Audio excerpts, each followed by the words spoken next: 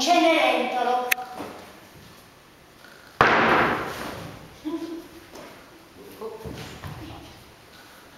Sì, è un Cenerentolo, così li chiamiamo noi della Lega dei Corvi, e sono quelli che arrivano con quei barconi, barche, cariche, cariche, come vassoi di frittelle, tutti appiccicati e unti, scendono di notte sulla spiaggia e si fermano.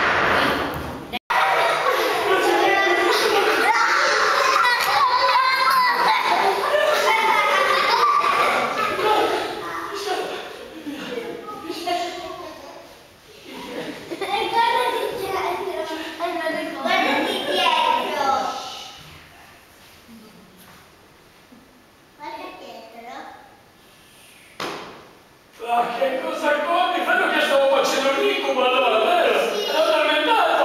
Ma qui cosa mica ci sono?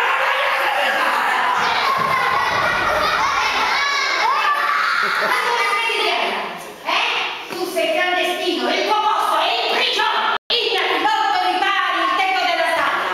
Fai il fuoco nel camino e prepara il caffè! Quando sentirò questo bel profumino mi sveglio e scendo a fare colazione!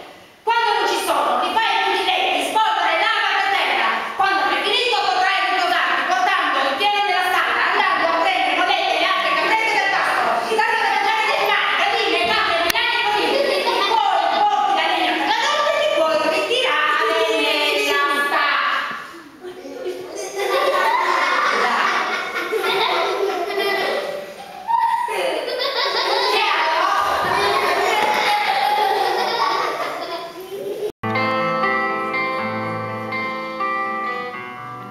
Il mio babbo era soldato e alla fine di tutte le guerre tornò a casa e portò con sé soltanto due cose, una coperta lacera e una grande tosse. Questo era stato il suo guadagno per quei lunghi anni passati in guerra. E appena morì, a me e ai miei fratelli rimase soltanto la coperta in ricordo di nostro padre. E mi ricordo che la sera, quando faceva freddo, mia madre mi copriva con quella coperta e mi diceva che era stata tessuta dalle manine delicate di una fata. Questa fata cercava di tessere una coperta che fosse grande abbastanza da poter coprire tutti i bambini poveri del mondo che avevano freddo. Tesseva e tesseva, ma c'era sempre qualche bambino che restava fuori e piangeva e aveva il mulino di coperta per potersi riparare dal freddo. E allora la povera fata doveva disfare tutto il lavoro che aveva fatto e riniziare da capo, perché quella era una coperta speciale, andava fatta soltanto in un'unica notte e con un unico filo.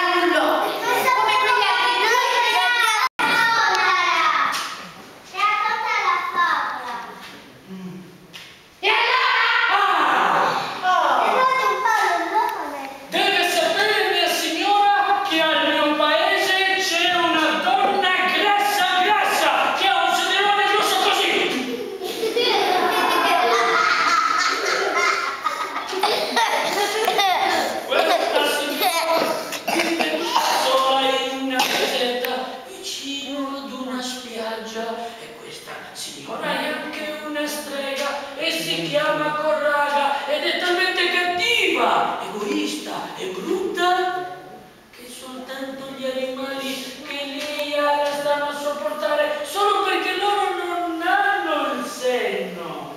Ma che antipatica questa strega!